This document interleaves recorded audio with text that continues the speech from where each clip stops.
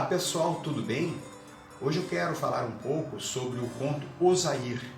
Osair é um conto que integra o livro O Aleph, de Jorge Luis Borges, o grande escritor argentino, um dos maiores nomes do realismo fantástico.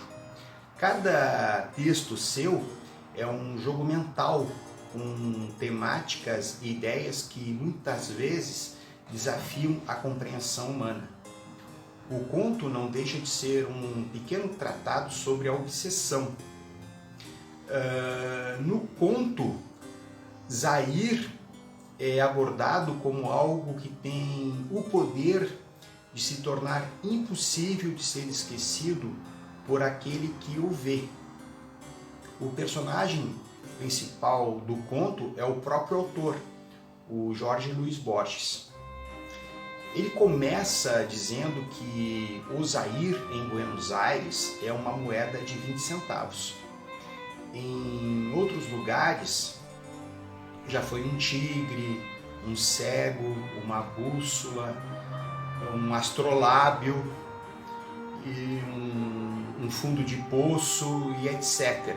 Ele começa o conto descrevendo o seu comparecimento ao velório de Teodelina Aguilar, uma modelo famosa na sociedade portenha, uma referência em termos de moda e tendências, que tinha obsessão por perfeição. Ela era extremamente rigorosa consigo mesma.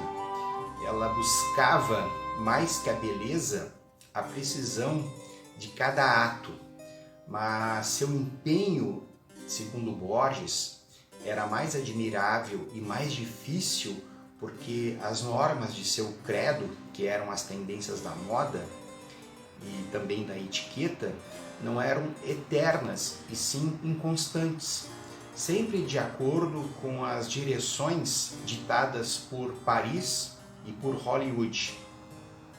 Ela então acabava procurando o absoluto, mas tinha que achar o absoluto no momentâneo.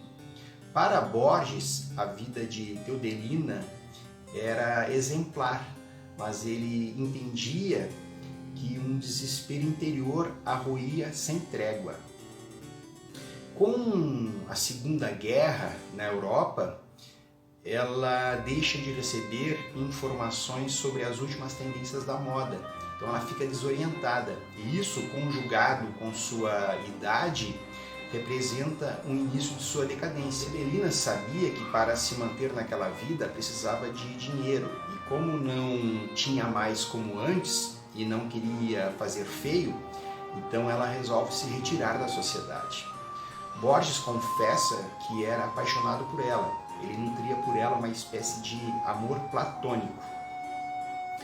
Após deixar o velório, Borges sai andando pelas ruas de Buenos Aires e entra numa taberna e pede uma aguardente, o que ele acaba considerando assim uma contradição, uma espécie de indelicadeza e desrespeito com a falecida.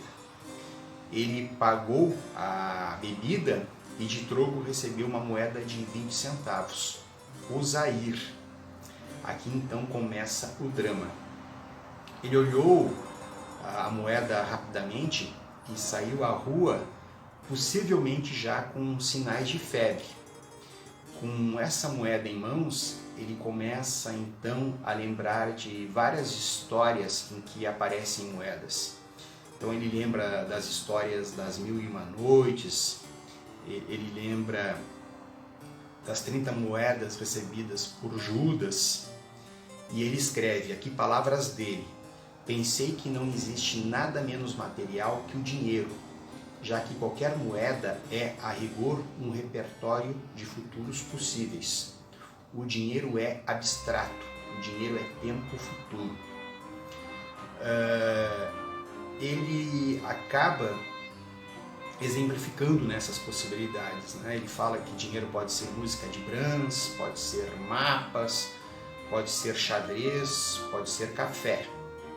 Nessa altura, ele ainda não desconfiava que esses devaneios já eram um primeiro sintoma do Osair, da obsessão, de sua diabólica influência. Ele começa então a sonhar com moedas, ele começa a perceber que tem algo errado com ele. Então ele resolve se desfazer dessa moeda, ele começa a associar esses problemas à moeda. Primeiro ele pensou em enterrá-la no jardim da sua casa, depois em esconder essa moeda na biblioteca. Mas querendo ficar longe da sua esfera de influência, de atuação, ele saiu sem destino para perder a moeda lá, né, em qualquer rua da cidade lá. Então ele pegou o metrô e foi parar aleatoriamente num bairro distante de sua casa. E numa rua que não se diferenciava das outras, ele entrou num bar e pediu algo para tomar e pagou com o Zair.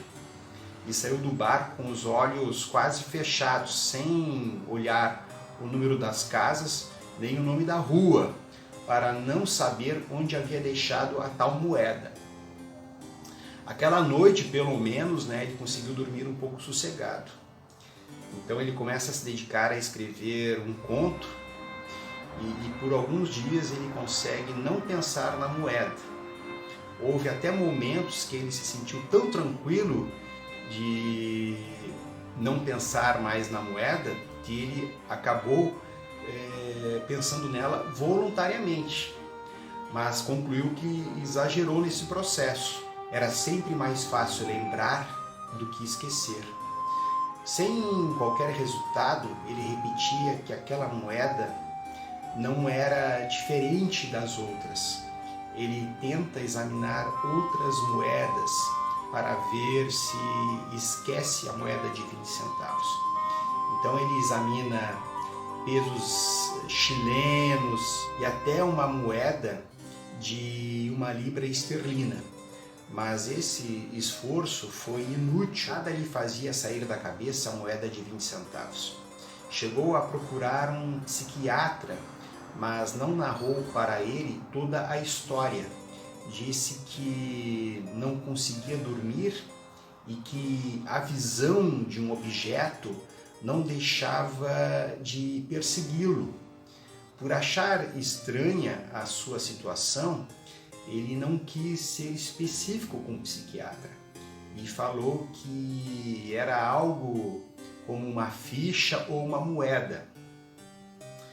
Alguns dias depois, ele adquire um livro onde descobre todo o seu mal. Ele fica sabendo que a crença no Zair é islâmica e tudo indica que é uma crença do século XVIII. Zair em árabe quer dizer evidente, visível. Em tal sentido, é um dos 99 nomes de Deus. O povo em terras muçulmanas chama o Zair de seres ou coisas que têm a terrível virtude de serem impossíveis de esquecer e cujas imagens acabam por enlouquecer as pessoas. Nesse livro que Borges encontrou, há vários relatos, há vários testemunhos dessa experiência. Por exemplo, a de que numa cidade do Irã tinha um astrolábio de cobre constituído de tal forma que quem o visse não pensava em outra coisa.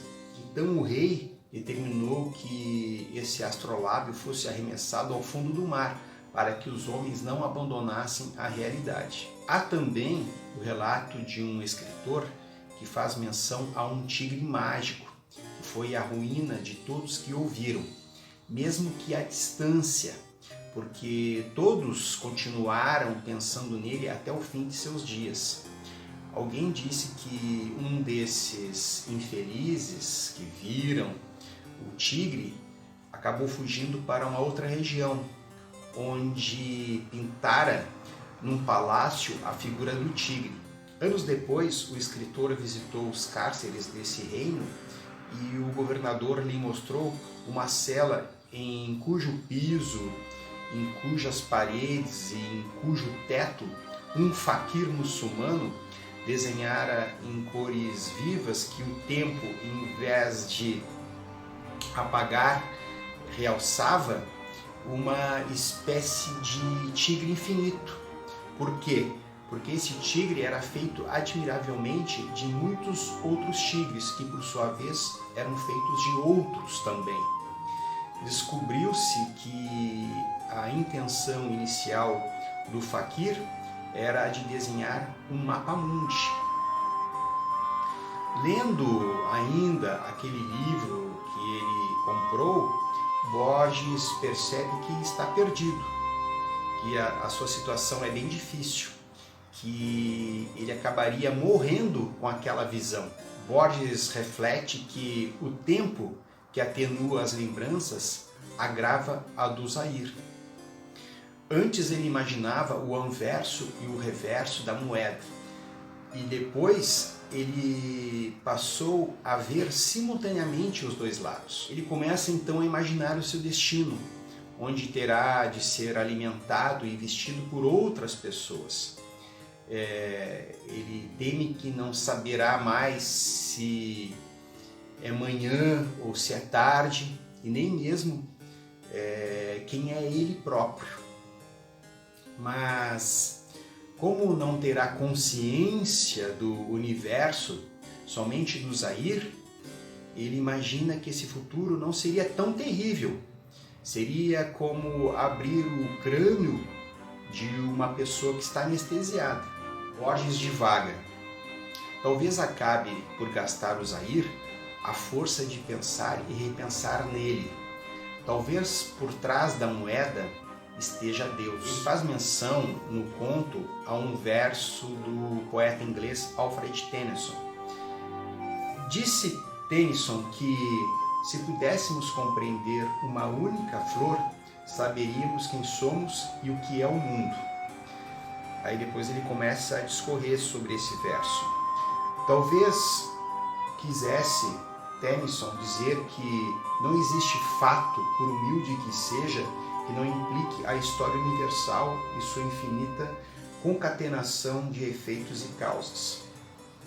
Talvez quisesse dizer que o mundo visível se dá inteiro em cada representação, da mesma maneira que a vontade, segundo Schopenhauer, se dá inteira em cada indivíduo. Os cabalistas entenderam que o homem é um microcosmo, um simbólico espelho do universo. Tudo, segundo Tennyson, o seria. Tudo, até o intolerável Zaire. Aqui nós vimos então o Zaire como obsessão. Aqui poderíamos falar na obsessão pelo dinheiro, na obsessão por um amor, na obsessão pela perfeição. Como no final do conto Borges cita o verso do poeta inglês Alfred Tennyson, talvez ele queira também mostrar que o Zaire possa representar uma dualidade em uma unidade. Talvez a possibilidade do universal estar contido no particular. Bem, agradeço por terem assistido e até a próxima.